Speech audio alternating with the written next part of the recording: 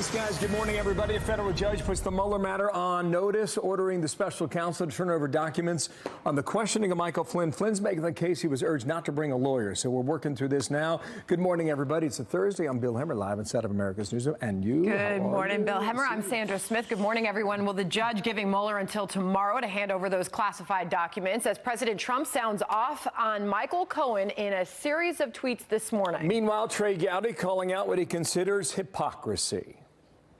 Everything that is calculated to disrupt the last 2 years of the Trump of this tenure in office, and they may be smart enough not to pursue impeachment, although some of them are not. I mean, 60 of them have already said he should be impeached, and Mueller hadn't issued a single finding yet. It will be bitterly ironic for me to listen to Democrats clamor for the administration to be responsive when they didn't say a word for the 6 years we were trying to get information from the Obama administration. So we have Team Fox coverage. Judge Anna Napolitano with analysis, but we start at the White House with Kevin Corke. And Kevin, what does the judge want in this matter? He wants not only the documents related to Flynn's questioning, he wants all memoranda as well, and that's very interesting. We're talking about Judge Emmett Sullivan. Bill, you and I have actually had a chance to talk about him before. He's made some major rulings, and so what they're really trying to get to the bottom of is what happened during the course of the FBI's questioning of General Flynn. This is an extraordinary demand with a 3 p.m. Friday deadline for the special counsel's office to produce those sensitive FBI documents. By the way, Sullivan's also ordered the Flynn team to turn over documents backing up its assertions that the general was unfairly questioned by the Fed. And while the president has yet to weigh in on that, he is tweeting this morning about the fate of his former lawyer, Michael Cohen, who, of course, yesterday was sentenced to 3 years in prison for a variety of charges, but not related to Russian collusion. Now, these are lengthy. I just want to read them all while I have them. The president tweeting this about Michael Cohen. He said, "I never directed Michael Cohen to break the law. He was a lawyer. He's supposed to know the law. It's called advice of counsel, and a lawyer has great liability if a mistake is made. That is why they get paid. Despite that, many campaign finance lawyers have strongly stated that I did nothing wrong with respect to campaign finance laws. Even they, or make that if they even apply, because this was not campaign finance." He goes on to say, Cohen was guilty on many charges unrelated to me, but he pled to 2 campaign charges which were not criminal, and of which he probably was not guilty, even on a civil basis. He wraps up by saying this, Bill, those charges were just agreed to by him in order to embarrass the president and get a much reduced prison sentence, which he did, including the fact that his family was temporarily let off the hook. As a lawyer, Michael has great liability to me. Of course, we all know that Cohen has also agreed to cooperate with the special counsel in the hopes of further reducing his time behind bars. We'll figure out if that happens between now and, say, 89 days from now. Bill? On the search for chief of staff, what is the latest as of today, Kevin? It's not you. It's not me. It's not Sandra. That would be some breaking news. Nice. That's what I'm looking for. Let's break some news, shall we? Listen, we do know that it's a long list, okay? But we also know that list, Bill, is a little bit shorter because Mark Meadows, the North Carolina congressman, said yesterday he's not going to pursue this position any further. And listen, he is extremely well regarded here at the White House. But the president told him, look, I need you in Congress doing what you can for the people of the Tar Heel state. You can be of great service to your country there. Meanwhile, Newt Gingrich earlier today says he knows exactly what the president needs in a new chief. He's got to weigh a lot of different things in that. He needs somebody who can help him win the election in 2020. He also needs somebody, frankly, who can just run the building and run the executive branch as his agent. I think that's one of the things that John Kelly did that was really remarkable. I don't think you can ever impose order on Donald Trump. Truer words were never spoken. Bill, that's it for now. But back to you. By the way, we will hear from the president later on today here on Fox News. But for now, back to you. Looking forward to that. We'll explain to viewers what's happening with Harris at 1 o'clock today. Thank you, Kevin, for that. Sandra. Meanwhile, House Republicans still jousting for votes to pass a bill to fund the president's border wall, as the president makes it clear he wants that wall or else. Senator John Kennedy summing up the battle in his classic way. It looks to me like he's serious as 4 heart attacks and a stroke. I mean, he's not bluffing. If I were playing poker with him right now and I didn't have the cards, I'd fold, man. He's not bluffing. That is Senator Kennedy's style, all right. Peter Ducey is live on Capitol Hill for us this morning. Peter, how close is the House to voting on a bill that just funds the wall and nothing else? They think they've got the votes to do that, Sandra, pass just $5 billion worth of border wall money and nothing else, according to the House's Chief Deputy Whip, Patrick McHenry. But they're not going to do it because over in the House, leaders see the funding fight as a Senate-driven exercise. So they're going to see what lawmakers over here are able to get through. And Senate Republicans are arguing now that the president is really only asking for a sliver more money at the border than Democrats agreed to during the last funding fight. The way out is to get back to being reasonable with each other. How can you vote for $25 billion for a wall/border security in February of this year and say that the president's doing something unfair by asking for $5 billion versus $1.6? But Democratic leadership will not budge, and their membership now says that's because all this border wall money is coming from accounts in the wrong country. The president used to say that the Mexicans would pay for the wall. Now he's demanding billions of dollars, and the American public doesn't agree with it. We should fund the government and then go home whenever we go home. But the mission is to fund the government and keep it open. And whatever the Senate decides to squeeze through, it's going to be tougher to pass through the House, where about 24 members are already home, and they say they're not going to come back to vote on anything. Sandra. Peter, what does the president say about Mexico not paying for the wall right now? He was just addressing this, Sandra, on Twitter, where he wrote this. I often stated one way or the other Mexico is going to pay for the wall. This has never changed. Our new deal with Mexico and Canada, the USMCA, is so much better than the old, very costly, and anti-USA NAFTA deal that just by the money we save, Mexico is paying for the wall. And lawmakers here are normally motivated by either weekends or holidays just to get stuff done, but there is a lot of real serious talk about them being here on Christmas. Sandra. All right. Peter Ducey, thank you. I want to get back to the developments in the Michael Flynn matter, see where this is going. Here's the judge, Anna Napolitano. Sir, good morning to you. Bill. You've read through the story. You've seen the documents. Was Michael Flynn set up? I think he probably was. I mean, the FBI was walking through the West Wing. They knock on his door and say, hey, General, can we talk to you? And he talks. The general is very familiar with interrogating people. The general at the time is the former head of the Defense Intelligence Agency, translate the chief spy in the Defense Department. He knows phone calls are recorded, and he knows when you talk to federal investigators, you're entitled to have a lawyer. Nevertheless, they asked him if he said such and such a thing and such a call, and he lied, even though he should have known that they already had a transcript of that call. Now, the allegation is, and this is very odd, Bill, because this is the 11th hour, he's about to be sentenced. Tuesday of next week. Correct. The government has recommended a sentence that is unprecedented. 0 jail time.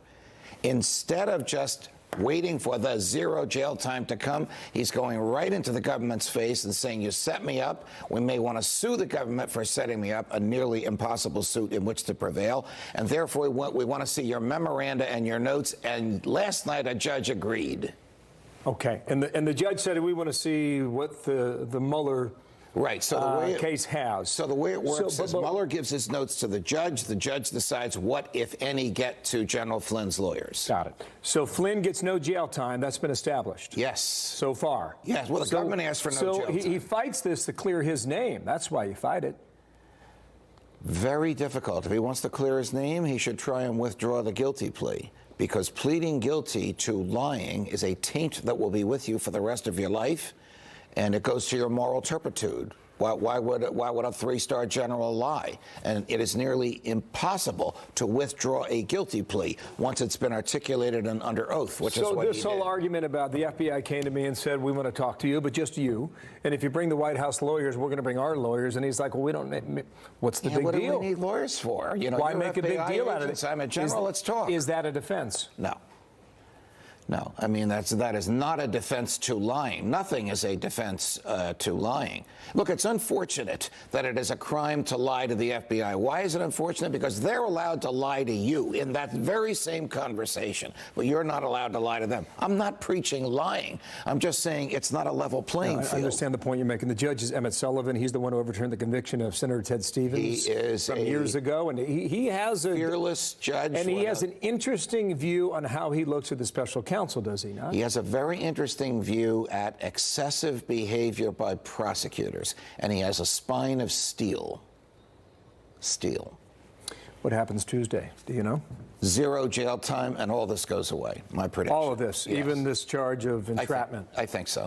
Thank you, Judge. Talk to you later. Pleasure, Bill. Right on. Sandra, what's next? Just minutes from now, we will be talking to Michael Cohen's former attorney, Lanny Davis. This will be his first Fox interview, and he will be joining us live in studio. So stay tuned for that. And a can't-miss interview on Outnumbered Overtime this afternoon. President Trump sitting down with Harris Faulkner for a wide-ranging conversation.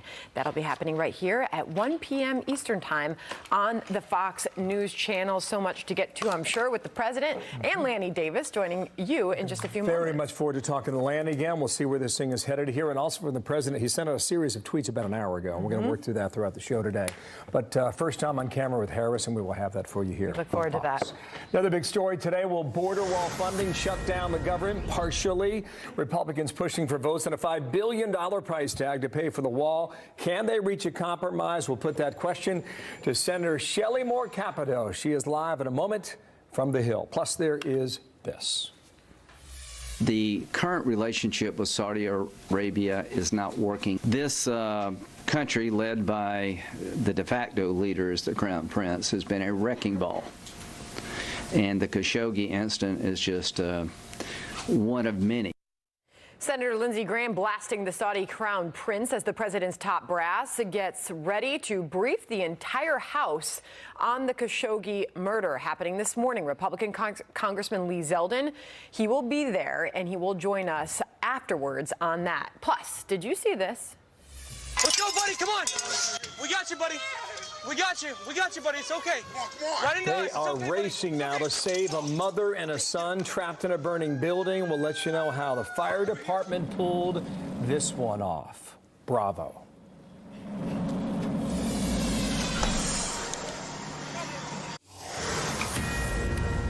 Fox News alert, British Prime Minister Theresa May surviving a no-confidence vote in Parliament after members of her own party attempted to force her out of power. And this morning, May announcing she will step down as Prime Minister before the next election in 2022.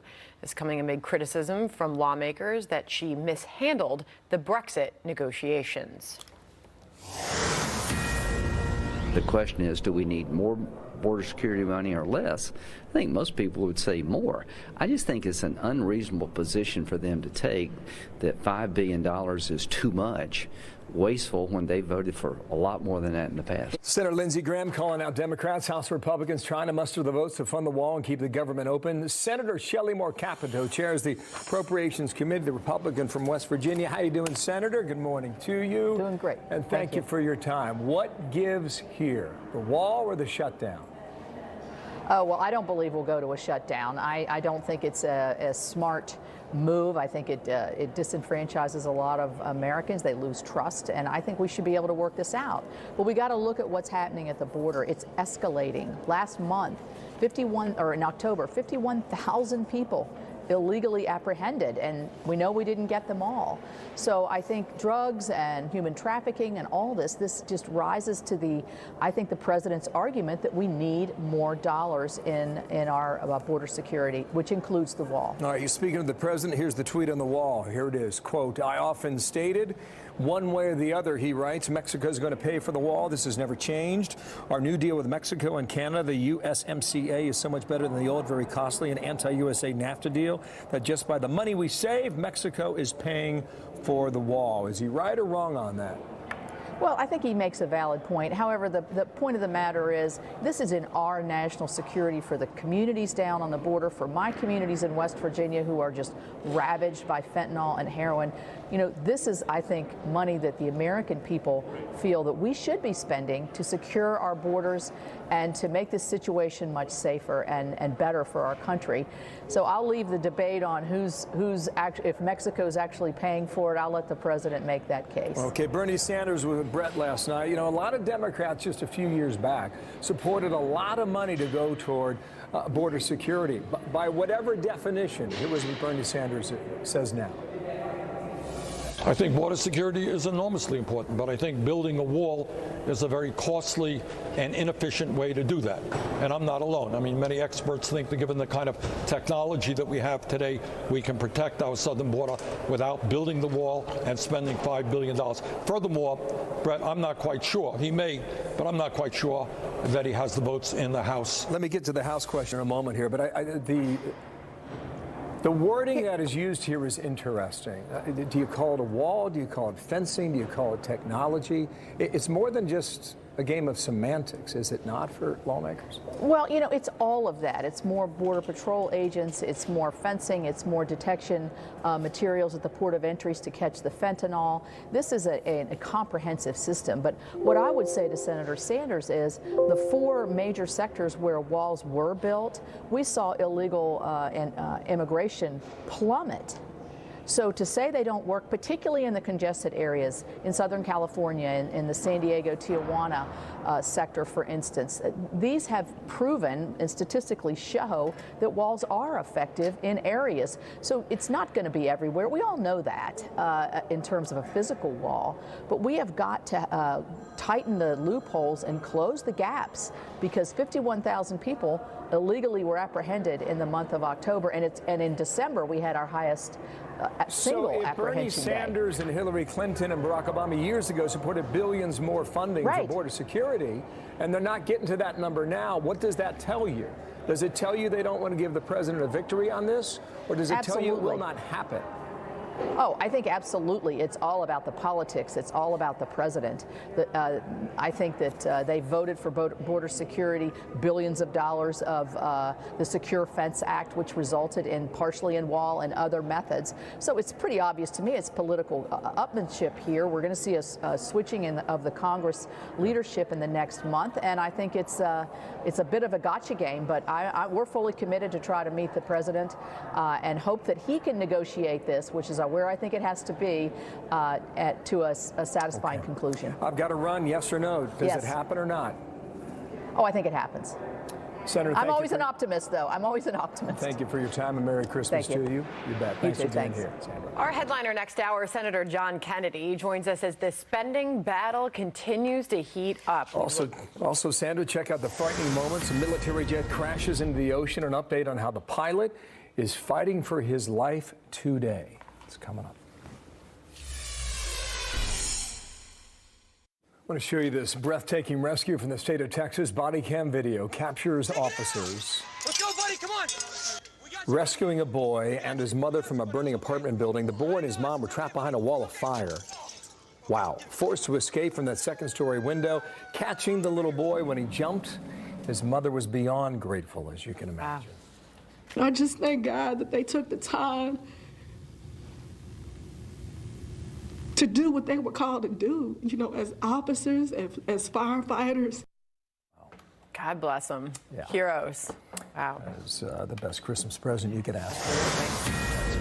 A Hawaii Air National Guard, meanwhile, a contractor of the Hawaii National Guard seriously injured after his plane crashed during a military exercise in Honolulu.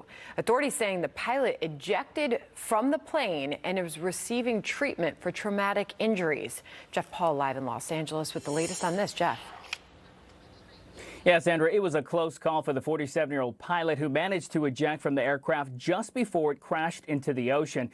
This was all part of a large-scale fighter exercise, and as you take a look at this video from a surf cam, it shows the moment of impact off the coast of Honolulu. You can see a black dot moving from the left of the screen to the right. That's the aircraft, and then it crashes into the water. A parasail operator who was in the area managed to rescue the pilot, who was later then picked up by a Coast Guard boat. Now, there were a lot of people on the beach at the time, and folks who watched the crash unfold say it was unbelievable to be so close. We're preparing to come down to the beach when we did hear a loud noise, and I happened to look over toward the water and saw a large splash. It looked like, the water was spraying up that didn't seem normal. Now, this is a stock image of the aircraft similar to what was being flown. It's a British-made Hawker Hunter jet. The pilot is recovering right now in the hospital, where his wife says he is in good spirits and is grateful his injuries aren't life-threatening.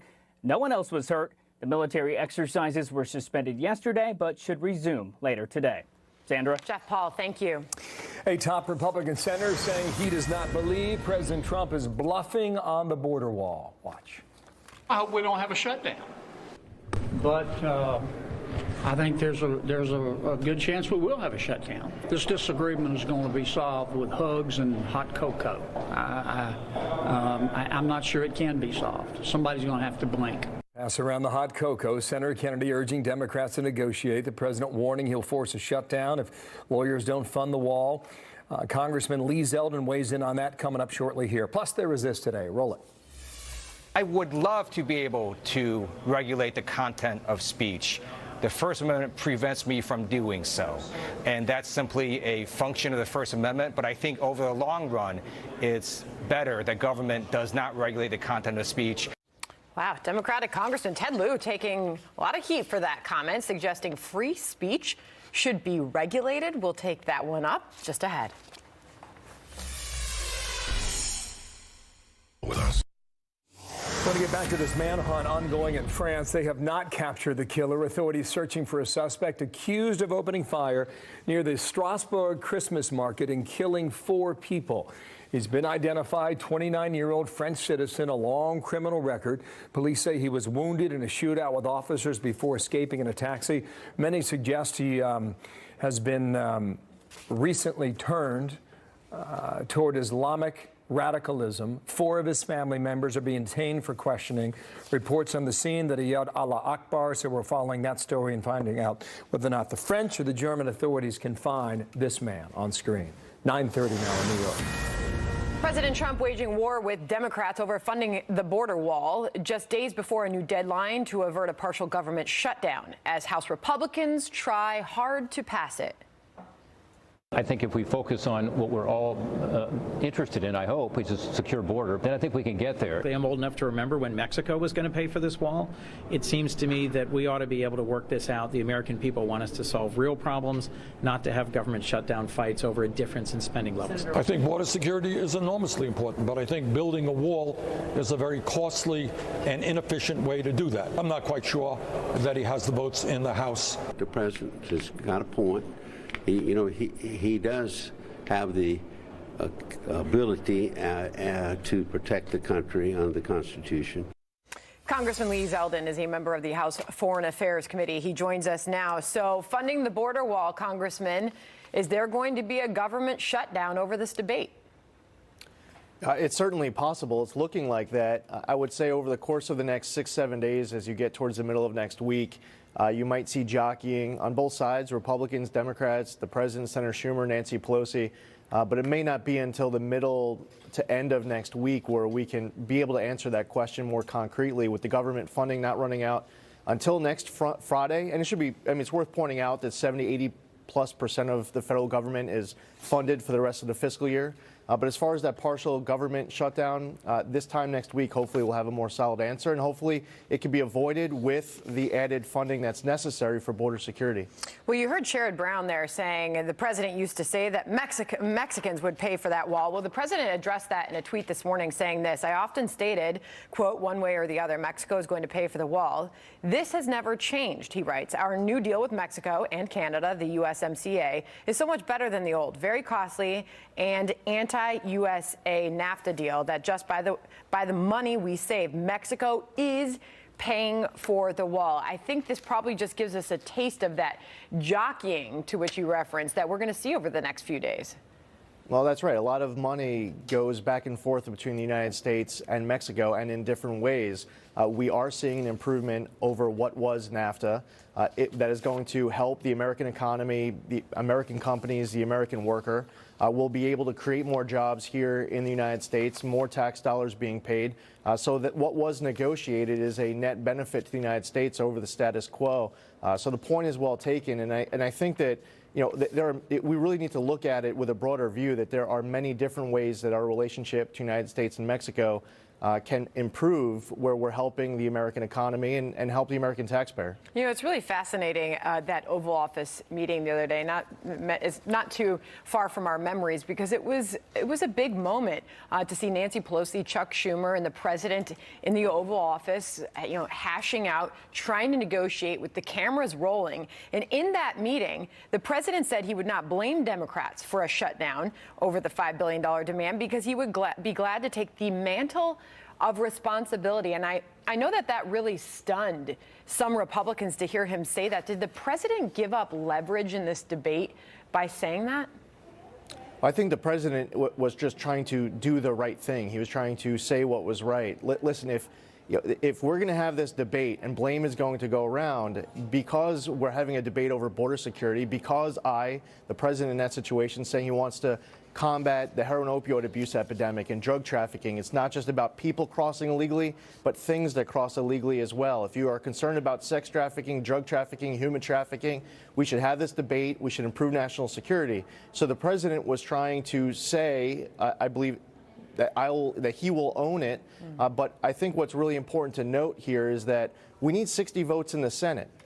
And I don't see the problem with getting the 60 votes in the Senate amongst the Republicans. It's that you need to have some level of bipartisanship. Senator Schumer can't just prevent all of the Senate Democrats from voting for it. So ultimately, even if the president says that, it's really on the Democrats if they're the ones not providing the votes to secure our border. Lastly, and I only have a short time left here, Congressman, Nancy Pelosi agreeing to term limits for party leaders. She says she'll serve no more than 4 more years as the leader of the chamber's Democrats under this agreement. A lot of people see this as her trying to cement her election to the speakership. How do you see it? Well, I, for one, certainly won't be voting for Nancy Pelosi. Probably does help her get a few more votes closer to the number that she needs. But I believe that the American public, they were done with a Speaker Nancy Pelosi back in 2010.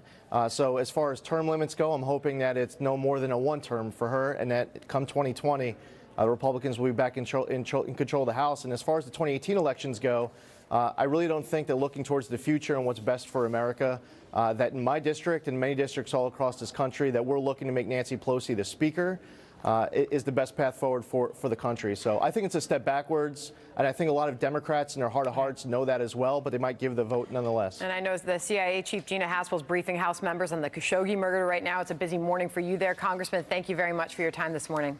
Thank you. Have a great morning. Mattis is giving that briefing right now. In the meantime, though, as the fight over funding for the border wall heats up in Washington, some taxpayers may be in the dark about how billions of dollars will be spent. We're digging into that. William Lajeunesse has the story. A closer look in L.A. today. William. Well, Bill, when someone wants money, you say, what's it for? Well, right now, we don't know exactly what that $5 billion buys. Currently, the border has about 650 miles of barrier. About half of that only stops cars, and some of the rest barely stops people. So you see the vehicle barrier there, and the old stuff, well, it's old and rusty and pretty short. Well, Homeland Security says $5 billion will build 215 miles of wall, likely bollard-style fence, 5 miles San Diego, 14 in El Centro, 27 in Yuma, 9 in El Paso, 55 Laredo, 104 miles in the Rio Grande Valley. But does it replace old fence? Is it a secondary fence, or is it new fence, meaning additional miles? We don't know. How much is spent on cameras, sensors, and drones? ICE, Border Patrol agents don't know. We asked the White House, Congress, got nothing even this morning. So is this fight about money or politics? Well, consider this year, Congress will spend $5 billion in aid to Afghanistan, $11 billion on green energy subsidies, $14 billion on earmarks. Democrats say they oppose a wall, yet from President Clinton through Barack Obama, congressional Democrats voted for, approved, and built miles of border wall. It is wrong and ultimately self-defeating for a nation of immigrants to permit the kind of abuse of our immigration laws we have seen in recent years, and we must do more to stop it. The bill before us will certainly do some good. It will authorize some badly needed funding for better fences and better security along our borders. And remember, Bill, in 2006, a majority of Senate Democrats voted for 700 miles of double fencing, no different in design to what President Trump today calls a wall. Bill? William, thank you. William Lajeunesse with a closer look there today. Thanks. President Trump sounding off on the sentencing of his former attorney Michael Cohen. He says he never directed Cohen to break the law. In fact, he says it was his job as his attorney to know the law. Michael Cohen's communications advisor, Lanny Davis, will join us live in studio next. I'm really interested in what Russia did in 2016. I'm also interested in the criminality, but what I've seen so far are false statements, bank fraud, and Comey admitted last Friday, collusion's not a crime, no matter how badly CNN and the Democrats want it to be.